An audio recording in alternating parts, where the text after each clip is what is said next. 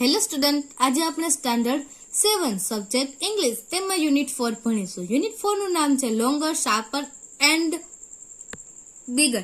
તેમાં activity 4 enjoy the story. The prince and his friends. રાજકુમાર અને તેના મિત્રો. અહીં એક સ્ટોરી એટલે કે વાર્તા આપેલી છે જે આપણે સમજવાની છે, તો ચાલો સમજવાનું શરૂ કરીએ.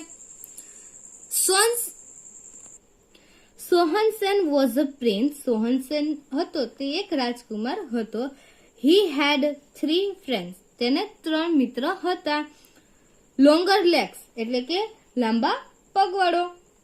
શાર્પર આઈઝ એટલે કે જોઈ શકે તેવો. શાર્પર્સ આઈઝ એટલે કે વધારે તેજ દ્રષ્ટિએ જોઈ શકે તેવું. એન્ડ બિગર બેલી અને એટલે મોટા પેટવાળો. They had a special powers. આ હતી ત્રણેયની સ્પેશિયલ એટલે કે ખાસ પાવર. પાવર્સ એટલે કે In that land another king had a beautiful princess. હવે આ પ્રદેશમાં એક રાજાને ત્યાં સુંદર રાજકુમારી હતી. બ્યુટીફુલ પ્રિન્સેસ એટલે કે સુંદર રાજકુમારી હતી. Many young prince hoped to marry her. હવે ઘણા રાજકુમારો તેની સાથે લગ્ન કરવા ઈચ્છતા હતા.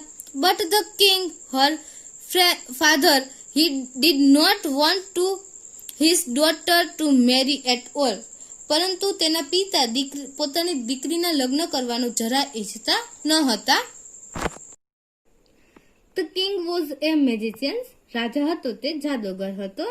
સો હી સેટ 3 ડિફિકલ્ટ ટેસ્ટ. એટલા માટે તેને 3 મુખ્ય કસોટીઓ ગોઠવી હતી. Each day he would hide the princess at a different place. તે દરરોજ રાજકુમારીને જુદા જુદા સ્થળે સંતાડી દે. The prince had to find and bring her back to the palace. રાજકુમારે તેને શોધી અને મહેલમાં પાછી લાવવી પડતી. Many princes tried but failed in this test.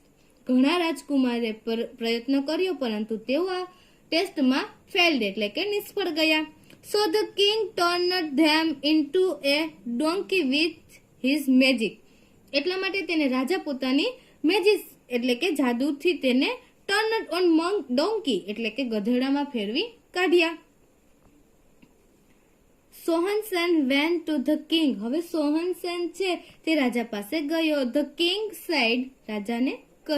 રાજાએ કહ્યું I have hidden the princess somewhere. રાજાએ સોહનસેનને કહ્યું I have hidden the princess somewhere. હવે મેં છે તે રાજકુમારીને ક્યાંક સંતાડી છે. Find Har out and bring her to me before the sunset. તેને શોધી કાઢ અને સૂર્યાસ્ત પહેલા તેને મારી સમક્ષ લઈ આવ. The sharper eyes looked all around and said. હવે જે શાર્પર આઈઝ હતું તેને આજુબાજુ જોયું અને કહ્યું the princess is on the top of A mountain 100 miles અવે. રાજકુમારી છે તે 100 માઇલની દૂર પર એક પર્વતના ટોપ એટલે કે તેની ટોચ ઉપર છે. The longer legs run as fast as the wind. હવે જે લોંગર લેગ્સ હતો ને તે પવનની ઝડપે દોડ્યો.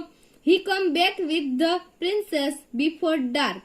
તે અંધારા પહેલા રાજકુમારીને પાછો લઈ આવ્યો. The king was angry. હવે જે કિંગ હતો તે ખૂબ જ ગુસ્સે થઈ ગયો.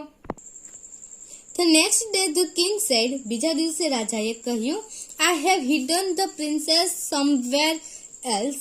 આજે મેં રાજકુમારીને બીજે ક્યાંક સંતાડી છે. Bring her back to me before the sunset. તેને સૂર્યાસ્ત પહેલા મારી સમક્ષ લઈ આવ.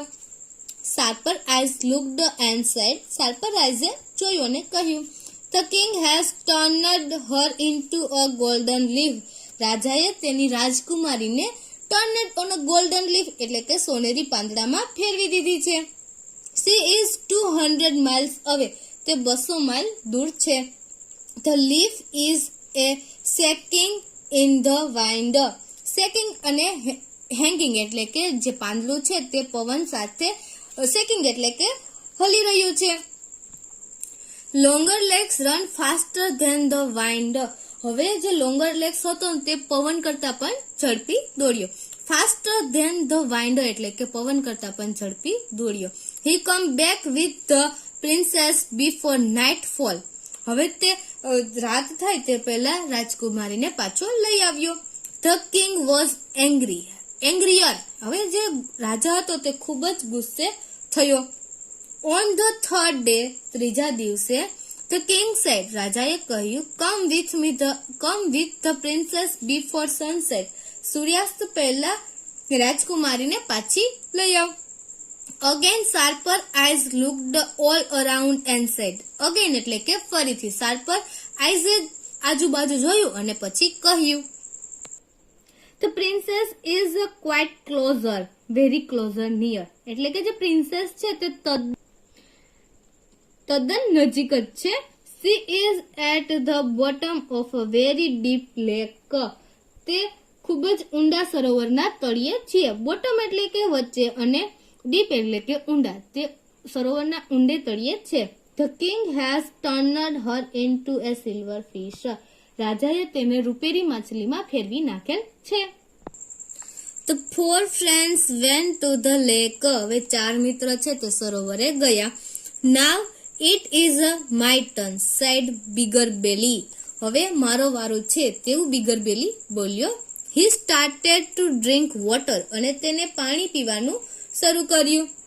He drank and drank. તેને પાણી પીવાનું શરૂ કર્યું અને ખૂબ જ પાણી પીધું. The lake was almost empty.